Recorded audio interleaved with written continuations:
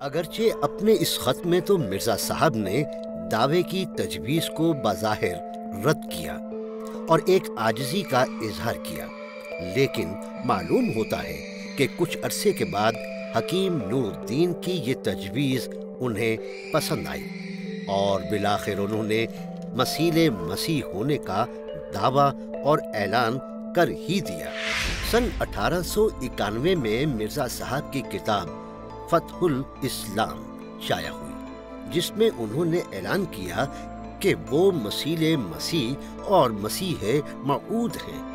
سن 1891 ہی میں ان کی 2 اور کتابیں یعنی توضیح مرام اور ازالہ اوہام شائع ہوتی ہیں، جن میں اسی دعوے کو بار بار دہرایا گیا۔ مسیح جو آنے والا تھا یہی مرزا ہے۔ مرزا صاحب نے تواتر سے یہ بات کہنا شروع کی کہ احادیث میں جن عیسیٰ ابن مریم کی پیش گوئی ہے وہ محض ایک استعارہ ہے۔ مرزا صاحب کے بقول عیسیٰ ابن مریم سے مراد ہے ایسا شخص جو ان کے مثل ہو، یعنی مسیح مسیح، اور مرزا صاحب کہتے ہیں وہ دراصل میں ہی ہوں۔ سو اس عاجز کو اور بزرگوں کی فطرتی مشابت سے علاوہ حضرت مسیح کی فطرت سے ایک خاص مشابت ہے، اور اسی فطرتی مشابت کی وجہ سے مسیح کے نام پر بھی عاجز بھیجا گیا۔ مرزا صاحب نے مسیح مسیح اور مسیح موعود کا دعویٰ تو کر دیا، لیکن اس کے ساتھ ہی کچھ مشکلات پیدا ہو گئی۔ احادیث مبارکہ میں حضرت عیسیٰ علیہ السلام کی تشریف آوری کی کچھ تفصیلات بھی آئی ہیں۔ جب مرزا صاحب کی توجہ ان احادیث مبارکہ کی طرف دلائی گئی تو انہوں نے نہایت عجیب و غریب انداز میں ان احادیث مبارکہ کی تعویل شروع کر دی۔ حقیقت یہ ہے کہ اگر ان تعویلوں کو درست تسلیم کر لیا جائے تو تعبیر اور تشریح کے سارے قوانین تلپٹ ہو جائیں اور تعبیر کا فن ایک مذاق بن جائے۔ پہلا مسئلہ تو یہ درپیش آیا کہ حضرت عیسیٰ علیہ السلام کا نزول دمشق میں ہوگا، جبکہ مرزا صاحب قادیان میں ہیں۔ دمشق اور قادیان کے فرق کو ان پڑھ بھی جانتے ہیں۔ اب مرزا صاحب کی تعویل سنیے۔ پس واضح ہو کہ دمشق کے لفظ کی تعویل میں میرے پر من جانب اللہ یہ ظاہر کیا گیا ہے کہ اس جگہ ایسے قصبے کا نام دمشق رکھا گیا ہے جس میں ایسے لوگ رہتے ہیں جو یزید تبا اور یزید پلید کی عادات و خیالات کے پیرو ہیں، جن کے دلوں میں اللہ و رسول کی کچھ محبت نہیں اور احکام الہی کی کچھ عظمت نہیں۔ دمشق کا لفظ محض استعارہ کے طور پر استعمال کیا گیا ہے۔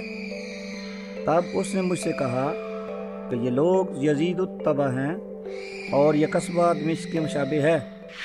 پھر احادیث کی روح سے دوسرا علمی اعتراض یہ پیدا ہوا کہ احادیث میں آیا ہے کہ جس وقت حضرت عیسیٰ علیہ السلام نزول فرمائیں گے ان پر 2 زرد چادریں ہوں گی۔ مرزا اس کے جواب میں کہتے ہیں، میں ایک دائماً مرد آدمی ہوں، اور وہ 2 زرد چادریں جن کے بارے میں حدیثوں میں ذکر آیا ہے کہ ان 2 چادروں میں مسیح نازل ہوں گے، وہ 2 زرد چادریں میرے شامل حال ہیں، جن کی تعبیر ان میں تعبیر رویا کی روح سے 2 بیماریاں ہیں۔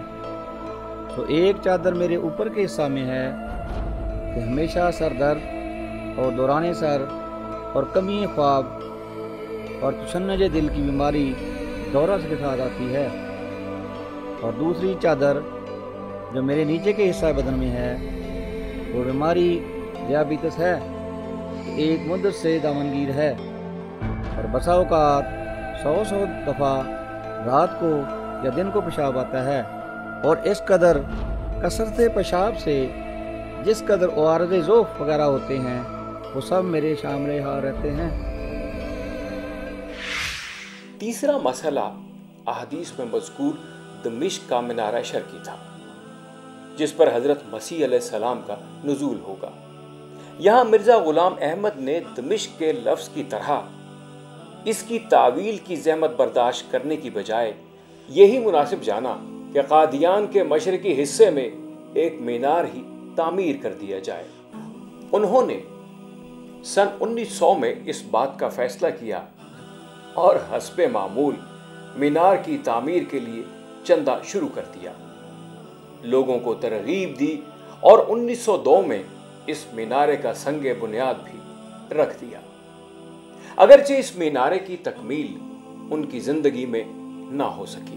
پھر ایک مسئلہ یہ بھی تھا کہ احادیث میں جس مسیح علیہ السلام کی دوبارہ آمد کی اطلاع دی گئی ہے اس کے بارے میں تواتر کے ساتھ دو ٹوک لفظوں میں یہ تشریح کر دی گئی ہے کہ وہ وہی مسیح علیہ السلام ہوں گے جو حضرت مریم علیہ السلام کے بیٹے ہیں۔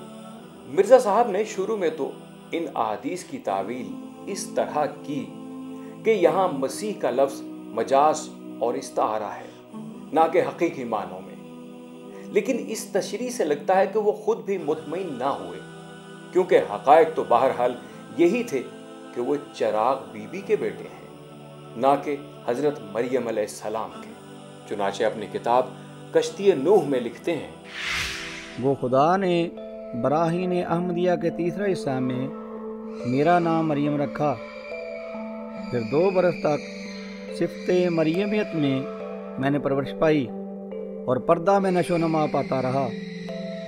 پھر جب اس پر 2 برس گزر گئے تو مریم کی طرح عیسیٰ کی روح مجھ میں نفخ کی گئی اور استعارہ کے رنگ میں مجھے حاملہ ٹھہرایا گیا، اور آخر کئی مہینے کے بعد، جو 10 مہینے سے زیادہ نہیں، بدریہ الہام کے مجھے مریم سے عیسیٰ بنایا گیا، بس اس طور سے میں ابن مریم ٹھہرا۔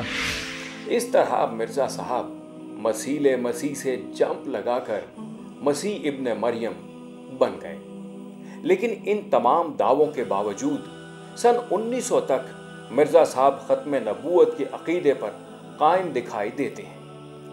وہ صاف لفظوں میں لکھتے ہیں، ہمیں محمد کے بعد کسی نبی کی حاجت نہیں، بھلا یہ مجھ سے ہو سکتا ہے کہ نبوت کا دعویٰ کر کے کافر بنوں؟ اگرچہ نبی اور رسول بننے کی طرف مرزا صاحب کا میلان سن 1900 سے پہلے بھی ملتا ہے، لیکن ساتھ ہی وہ یہ وضاحت بھی کر دیتے ہیں کہ یہ الفاظ وہ استعارے کے طور پر استعمال کر رہے ہیں، نہ کہ شرعی اصطلاح کے طور پر۔ سن 1900 میں مرزا صاحب نے اپنے خاص مریدوں کے سامنے اپنے آپ کو نبی کہنا شروع کیا۔ مرزا صاحب کی زندگی کے غیر جانبدار مطالعے سے یہ پتہ چلتا ہے کہ ان کے اعلانات اور دعووں میں ایک تدریج ہے، وہ ایک منصوبے کے تحت آگے بڑھ رہے تھے۔ مناظر اسلام سے خدا کا رسول بننے کے اس سفر میں وہ اطمینان کر لینا چاہتے تھے کہ کیا لوگوں کی عقیدت اس درجے تک پہنچ گئی ہے کہ وہ ان کے نئے دعوے کو قبول کر سکیں۔ مرزا صاحب کے خیال میں یہ وقت آ چکا تھا، چنانچہ انہوں نے بہت واضح انداز میں نبوت کا دعویٰ کرنا شروع کیا۔ انہوں نے 1902 میں ایک رسالہ تحفۃ الندوہ کے نام سے لکھا۔ اس رسالے میں لکھتے ہیں، بس جیسا کہ میں نے بار بار بیان کر دیا ہے کہ یہ کلام جو میں سناتا ہوں یہ قطعی اور یقینی طور پر خدا کا کلام ہے، جیسا کہ قرآن اور تورات خدا کا کلام ہے، اور میں خدا کا ذلی اور بروزی طور پر نبی ہوں، اور ہر ایک مسلمان کو دینی امور میں میری اطاعت واجب ہے، اور ہر ایک جس کو میری تبلیغ پہنچ گئی ہے گو وہ مسلمان ہے، مگر مجھے اپنا حکم نہیں ٹھہراتا، اور نہ مجھے مسیح موعود مانتا ہے، اور نہ میری وحی کو خدا کی طرف سے جانتا ہے، وہ آسمان پر قابل مواخذہ ہے۔ مرزا صاحب حالات و واقعات کے مطابق اپنے دعووں میں ترمیم بھی کرتے رہتے تھے۔ جب ختم نبوت کے حوالے سے ان پر اعتراض کیا گیا تو انہوں نے کہا کہ وہ مستقل نبی نہیں بلکہ امتی نبی ہیں۔ جیسے شاعری میں ایک اصطلاح ہوتی ہے شتر غربا، دو انمل چیزوں کو جوڑ دیا جائے، یا تو نبی ہوگا یا امتی ہوگا۔ امتی نبی کا مطلب ہوا کہ میں پرندہ انسان ہوں، میں اندھا بینا ہوں، میں بہرا شنوا ہوں، یہ کیا مطلب ہوا ان چیزوں؟ یہی ہے، یہ سب چیزیں عبرت دلاتی ہیں کہ حق سے انحراف کس طرح عقل کو خبط کر دیتا ہے۔ ہمیں یہ بات ضرور ذہن میں رکھنی چاہیے کہ پیغمبر اصل میں ملت کی اساس ہوتا ہے۔ یہ بات علامہ اقبال نے بھی بیان کی اپنے مشہور جو اسلام اور احمدیزم پہ جو انہوں نے آرٹیکل لکھا تھا کہ پیغمبر سے ملت بنتی ہے، یعنی یوں نہیں ہو، عقیدے سے ملت بھی بنتی ہے یقیناً، لیکن عقائد کی انٹرپریٹیشن میں بہت ایک ورائٹی ہوتی ہے۔ جیسے الہامی روایت کے بارے میں بہت ساری ورائٹیز ہیں۔ پیغمبر یہ کرتا ہے کہ وہ ایک تعبیر پر لوگوں کو جمع کرتا ہے، اس سے ایک اجتماعیت کی اساس پیدا ہوتی ہے۔ اس لیے اگر پیغمبر دو ہو جائیں یا پیغمبر ایک سے زیادہ ہو جائیں تو اجتماعیت کی اساس الہامی روایت کے اندر موجود نہیں رہتی، یعنی سیاسی نظم میں تو قائم رہ سکتی ہے، کسی اور نظم میں قائم رہ سکتی ہے۔ جب ہم الہامی روایت میں کسی اجتماعیت کے لیے اساس کو تلاش کرتے ہیں تو پیغمبر کے وجود کے سوا ہمیں کوئی اساس نہیں۔ اس لیے جیسے ہی ہم اپنے پیغمبر کو جدا کرتے ہیں، اس کا لازمی نتیجہ ہے، ہم چاہیں یا نہ چاہیں، ہم ایک نئی ملت کی بنیاد رکھ رہے ہیں۔ جب کوئی آدمی یہ دعویٰ کرتا ہے کہ میں پیغمبر ہوں، تو یہ واضح ہے کہ وہ اصل میں ایک نئی مذہبی اجتماعیت کی بنیاد رکھ رہا ہے۔ وہ چاہے یا نہ چاہے، وہ جو بات کہتا رہے، وہ کہتا رہے کہ میں کوئی بروزی پیغمبر ہوں، یہ کہتا رہے کہ میں کوئی ذلی پیغمبر ہوں، لیکن یہ بات واضح ہے کہ جیسے ہی وہ اپنے آپ کو پیغمبر ڈکلیئر کرتا ہے، اس کے بعد یہ متعین ہو جاتا ہے کہ اب ایک نئی ملت کی بنیاد رکھ دی گئی۔ تو رسالت مآب صلی اللہ علیہ وسلم نے وہ اجتماعیت کی اساس فراہم کی۔ اب یہ تو ہو سکتا ہے جیسے انہوں نے خود فرمایا، اس کی تجدید اور احیاء کا کام ہوتا رہے۔ یہ تو ہوگا کہ علماء آتے رہیں گے، فقہاء آتے رہیں گے، اہل علم اٹھتے رہیں گے جو اس دین کی تعبیر و تشریح کرتے رہیں گے، لیکن یہ تعبیر و تشریح کسی دعوے کے ساتھ نہیں ہوگی۔ یعنی اس تعبیر اور تشریح کا مطلب یہ ہے کہ ہم نے جیسے اللہ کی کتاب کو سمجھا، ہم نے جیسے اللہ کے پیغمبر صلی اللہ علیہ وسلم کی سنت اور دین کو سمجھا، ان کے بیان کرتا، ہم اس کو بیان کر رہے ہیں۔ اس میں اپنے طور پر وہ کوئی بات اضافہ نہیں کرتے، اور دوسری بات ہے کہ جو کچھ وہ کہتے ہیں وہ اس اسلوب میں کہتے ہیں کہ ہم جو کہہ رہے ہیں یہ ہماری تقویم ہے۔ ہمارے قدیم آپ سارے اسلاف کے لٹریچر کو اٹھائیے، ان کی کتب کے آخر میں ایک جملہ آپ کو ملے گا، اور وہ ایک بات کہتے ہیں، ھذا ما ہندی واللہ عالم بالصواب۔ ہم نے جیسے سمجھا ہم نے بیان کر دیا، ہمارا کوئی دعویٰ نہیں ہے، صحیح بات کیا ہے یہ اللہ کے سوا کوئی نہیں جانتا۔ پیغمبر جو ہوتا ہے وہ دعوے کے ساتھ کھڑا ہوتا ہے، یہ بات یاد رکھنی کی ہے۔ پیغمبر دلیل کے ساتھ بعد میں کھڑا ہوتا ہے، دعوے کے ساتھ پہلے کھڑا ہوتا ہے۔ وہ دعوے کے حق میں دلیل فراہم کرتا ہے، لیکن دلیل اساس نہیں ہوتی اس کے مقدمے کی، اس کے مقدمے کی اساس دعویٰ ہوتا ہے۔ عام عالم جب گفتگو کرتا ہے تو وہ اپنے مقدمے کی اساس دعوے پر نہیں رکھتا، اپنی دلیل پر رکھتا ہے، اپنے استدلال پر رکھتا ہے۔ یہ فرق ہوتا ہے۔ تو ملت کے اندر مجددین پیدا ہوتے رہیں گے، احیاء کرتے رہیں گے دین کا، لیکن وہ دعوے پر نہیں کھڑے ہوں گے، وہ پھر دلیل پر کھڑے ہوں گے، اور آپ کے پاس یہ حق ہوتا ہے کہ اس دلیل کو قبول کرے، آپ کے پاس حق ہوتا ہے کہ اس کو رد کرے۔ ذلی کی کیا ضرورت ہے؟ اگر میرے پاس اصل کی گائیڈنس موجود ہے تو مجھے ثانوی کی کیا ضرورت ہے؟ اس کی ضرورت نہیں ہے۔ اور پھر ریلیجن کا یہ کریکٹر نہیں ہے کہ ڈیفینیٹ لائنز لگانے کے بعد بلرڈ لائنز سے سہارا لے کر بات کو کرے۔ جب ایک ڈیفینیٹ پوزیشن آ گئی پروفٹ کی کہ وہ نبی تھے، رسول تھے، اللہ کی طرف سے بھیجے گئے تھے، قرآن نے کہا، انہوں نے کہا، دنیا نے گواہی دی، اور ہسٹوریکل ڈائلیکٹسزم سے بھی یہ بات نکلتی ہے کہ وہ اسی لائن کے آدمی ہیں، پھر بلرڈ لائنز کا سہارا لینے کی ضرورت کیوں ہے؟ کیا الٹی گنگا بلرڈ لائنوں سے چلتے ہوئے کلیئرٹی کی طرف تو جایا جا سکتا ہے، کلیئر لائنوں سے چلتے ہوئے بلرڈ لائن کی طرف آنا آپ الٹا چلانا چاہتے ہیں۔ It doesn't make sense۔ دوسرا خلیفہ مرزا بشیر الدین محمود نے بھی مرزا صاحب کو نہ ماننے والوں کے لیے، جو مرزا صاحب کو سچا نہیں مانتے، ان کے لیے اسی بات کا فتویٰ دیا ہے کہ ہر ایک شخص جو موسیٰ علیہ السلام کو تو مانتا ہے مگر عیسیٰ علیہ السلام کو نہیں مانتا، یا عیسیٰ علیہ السلام کو تو مانتا ہے مگر محمد صلی اللہ علیہ وسلم کو نہیں مانتا، یا محمد صلی اللہ علیہ وسلم کو تو مانتا ہے مگر مسیح موعود یعنی مرزا کو نہیں مانتا، وہ نہ صرف کافر بلکہ پکا کافر اور دار اسلام سے خارج ہے۔ اب یہ حوالہ واضح طور پر اس بات کو واضح کرتا ہے کہ مرزا صاحب کو ذلی بروزی صرف نبی نہیں مانتے، تمام احمدی حضرات موسیٰ علیہ السلام کی طرح، عیسیٰ علیہ السلام کی طرح اور محمد رسول اللہ علیہ وسلم کی طرح نبی مانتے ہیں۔ اگر ایسی بات نہ ہوتی تو پھر نہ ماننے والے کو کفر کا فتویٰ ان کے بارے میں نہ دیا جاتا کہ وہ کافر ہیں۔ پھر وہ کہنے لگے کہ وہ دراصل غیر تشریعی نبی ہیں، یعنی وہ نبی تو ہیں لیکن نئی شریعت لے کر نہیں آئے۔ لیکن ان کی تصانیف سے یہ بھی ثابت ہوتا ہے کہ وہ اپنے آپ کو مستقل صاحب شریعت نبی مانتے تھے۔ انہوں نے اپنی کتاب 40 میں تشریعی یا صاحب شریعت نبی کی تعریف کی ہے کہ جس کی وحی میں امر و نہی ہو، یعنی وہ کسی کام کے کرنے کا حکم دے اور کسی بات سے منع کرے۔ وہ مزید لکھتے ہیں کہ صاحب شریعت نبی کے لیے یہ ضروری نہیں کہ وہ نئے احکام لائے، اگر وہ گزشتہ نبی کے امر و نہی کو جاری کرے تو وہ بھی صاحب شریعت نبی ہے۔ پھر وہ صاف دعویٰ کرتے ہیں کہ وہ اس تعریف کی روح سے صاحب شریعت نبی ہیں۔ وہ لکھتے ہیں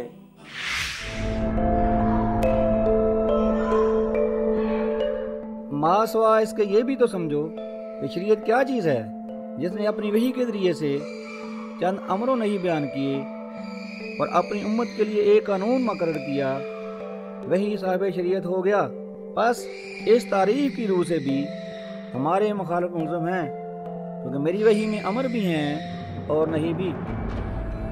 چنانچہ جہاد جیسے منصوص قرآنی حکم اور جس کے متعلق حدیث ہے الجہاد ماضٍ الی یوم القیامہ کی ممانعت کرنا اور اس کو منسوخ قرار دینا اس بات کا ثبوت ہے کہ وہ اپنے آپ کو مستقل صاحب شریعت نبی سمجھتے تھے۔ ایک سامنے کی بات ہے کہ اصول کی تنسیخ وہیں سے ہوگی جہاں سے اصول بتایا گیا ہے۔ قرآن کا ناسخ غیر قرآن نہیں ہو سکتا، تو اگر جہاد کا حکم قرآن میں آیا ہے، اگر جہاد سنت کا ایک مین کانٹینٹ ہے، اگر جہاد سوانح نبوت کی ایک مرکزی روایت ہے، تو اتنے عظیم الشان اور تاریخ میں حق کو پریزنٹ رکھنے والے اصول کی تنسیخ کا سامان بھی قرآن سے اور رسول اللہ صلی اللہ علیہ وسلم کے فرمان سے ہونا چاہیے۔ نبوت کا دعویٰ کرنے کے بعد بھی شاید مرزا صاحب پوری طرح مطمئن نہ ہوئے، چنانچہ انہوں نے بہت سے عجیب و غریب دعوے کیے اور بعض دعووں میں انہوں نے اپنے آپ کو انبیاء علیہم السلام سے بھی افضل قرار دیا۔ دل تھام کر ملاحظہ کیجیے۔ میں وہی مہدی ہوں جس کی نسبت ابن سیرین سے سوال کیا گیا تھا کہ کیا وہ حضرت ابو بکر کے درجے پر ہے، تو انہوں نے جواب دیا تھا ابو بکر کیا، وہ تو بعض انبیاء سے بہتر ہے۔ میری سیر ہر وقت کربلا میں ہے، 100 حسین ہر وقت میری جیب میں ہیں۔ انبیاء اگرچہ بہت سے ہوئے ہیں مگر میں معرفت میں کسی سے کم نہیں ہوں۔ میری آمد کی وجہ سے ہر نبی زندہ ہو گیا، ہر رسول میرے پیراہن میں چھپا ہوا ہے۔ تمام دنیا پر آسمان سے کئی تخت اترے پر تیرا تخت سب سے اونچا بچھایا گیا۔ بعض لوگوں کے لیے اپنی اتھارٹی امپوز کرنا، اسے اسٹیبلش کرنا ایک بہت بڑا سائیکک آئیڈیل ہوتا ہے۔ تو میری نظر میں دعویٰ نبوت کا ایک بنیادی نفسیاتی محرک اپنی اتھارٹی کو ڈیوائنلی اسٹیبلش کرنے سے ظاہر ہوتا ہے۔ تو مرزا غلام احمد صاحب کے بارے میں یہ بات مطلب تجزیے کے نتیجے کے طور پہ کہہ رہا ہوں، کسی مذہبی جذباتیت سے نہیں، کہ وہ بہت سارے نفسیاتی مسائل کا شکار تھے اور اپنی جاہ کو اسٹیبلش کرنے کے لیے اپنی مرکزیت کے قیام کے لیے وہ بڑی سے بڑی قیمت دے سکتے تھے، وہ قیمت چاہے خدا، قرآن اور رسول ہی کیوں نہ ہو۔ یہ بات میں ان کے لٹریچر کے تجزیے سے پہنچا ہوں، اور ان کے اندر نفسیاتی توازن اور ذہنی گہرائی کی بہت شدید کمی تھی۔ لیکن غلام احمد صاحب کی حب جاہ کا یہ عالم ہے کہ انہوں نے آخر الانبیاء خود کو بنا رکھا ہے۔ اب یہ الاؤ نہیں کرتے کہ ان کے بعد کوئی دعویٰ نبوت کرے، اور وہ عجیب طرح کی فیلسیز کے ذریعے سے اپنا آخر الانبیاء ہونا انہوں نے اپنے ماننے والوں کو باور کروایا۔ میرا قدم اس منارے پر ہے جہاں تمام بلندیاں ختم ہیں۔ تعلق کی تمام انواع کو جوہر تواضع پر نبھانا اور چلانا یہ اخلاق ہے۔ یعنی جو آدمی جوہر تواضع اور مادہ انکسار سے عاری ہو، اس کے اندر اخلاق کے دیگر مظاہر اگر دکھائی بھی دیں تو وہ ناقابل اعتبار ہیں۔ یہ مسلمہ ہے اخلاق کے بارے میں۔ اخلاق نام ہے ہیوملٹی سے پیدا ہونے والے درخت کا، جس کے مختلف پھل ہیں، ان کے الگ الگ نام ہیں، لیکن یہ درخت جس بیج سے اگتا ہے وہ بیج ہے انکسار، تواضع، اپنے آپ کو بڑا نہ جاننا دوسرے کے مقابلے میں۔ تو تواضع ہی اصل میں ملکہ اخلاق ہے۔ اس پہلو سے بھی اگر مرزا صاحب کی شخصیت کا تجزیہ کیا جائے تو ان کے ہاں جو چیز سب سے زیادہ غائب نظر آتی ہے وہ یہ تواضع ہے۔ وہ جہاں اللہ کے آگے بھی انکسار اختیار کرتے دکھائی دیتے ہیں تو وہ انکسار بھی مصنوعی لگتا ہے۔ مثلاً ایک جگہ کہتے ہیں کہ اللہ جوہر شناس ہے، جبھی تو میرے پاس لوگوں کو بھیجتا ہے۔ تو اللہ کو جوہر شناس کہنا اللہ کو بہت ہی ابتدائی درجے پر جاننے اور ماننے والے کی زبان سے نہیں نکل سکتا۔ یا تو وہ جوہر شناس کی ترکیب کا مطلب نہیں جانتا، اور یا وہ اللہ کو نہیں جانتا۔ اس طرح کے بہت سارے بلنڈرز ان میں بھرے ہوئے ہیں۔ اس کے لیے چاند کا گرہن ظاہر ہوا اور میرے لیے چاند اور سورج دونوں کا۔ اب کیا تو انکار کرے گا؟ اگر تو نہ ہوتا تو میں زمین اور آسمان کو پیدا ہی نہ کرتا۔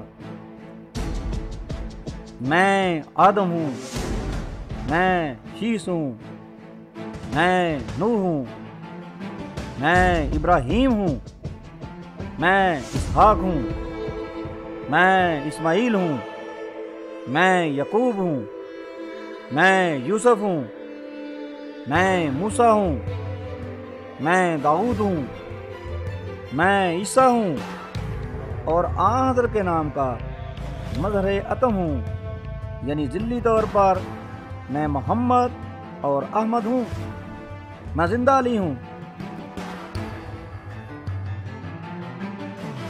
خدا تعالیٰ نے میرا نام ذوالقرنین بھی رکھا ہے۔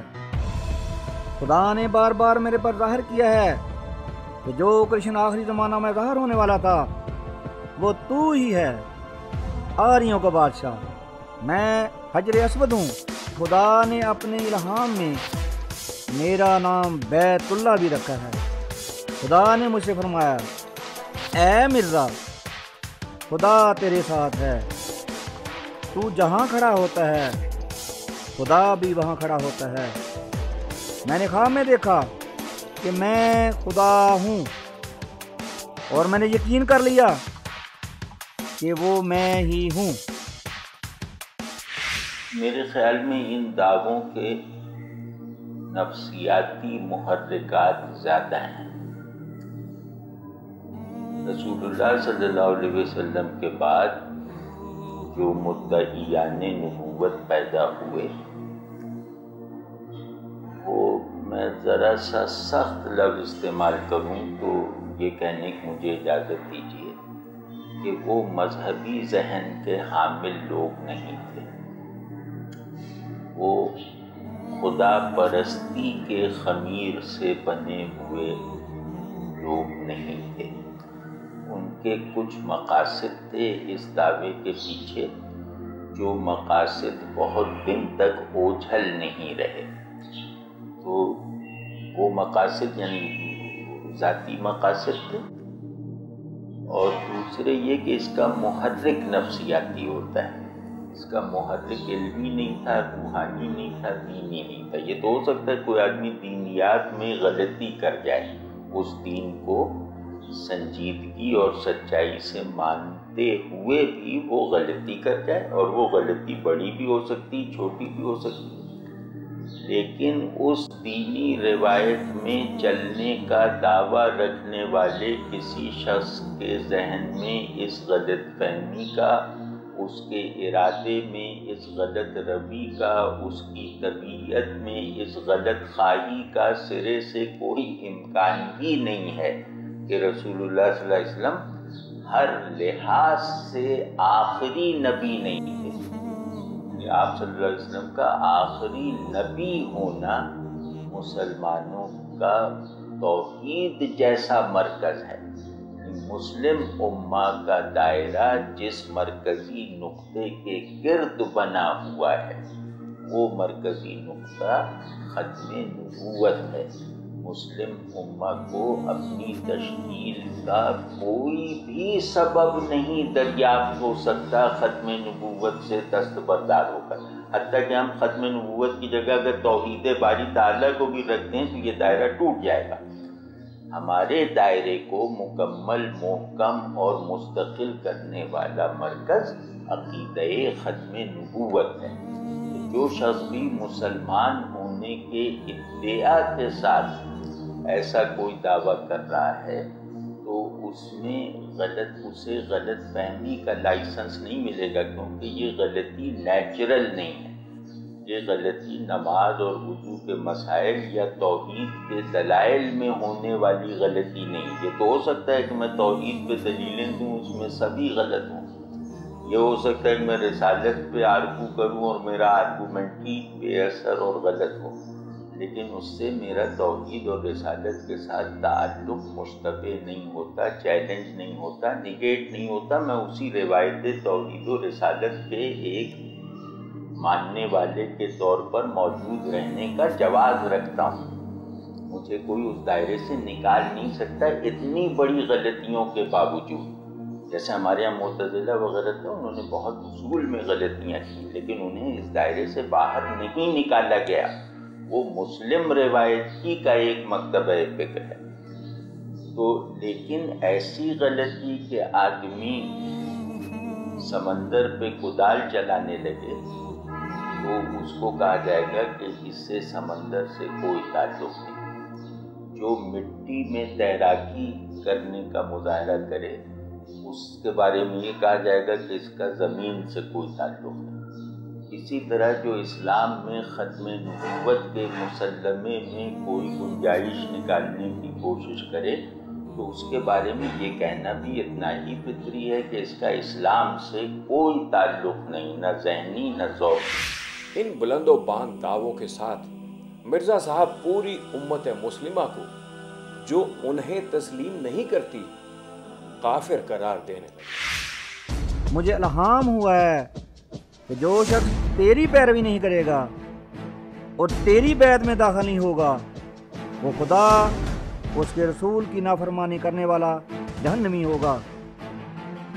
خدا تعالیٰ نے میرے پر ظاہر کیا ہے کہ ہر ایک وہ شخص جس کو میری دعوت پہنچی ہے اور اس نے مجھے قبول نہیں کیا ہے وہ مسلمان نہیں ہے۔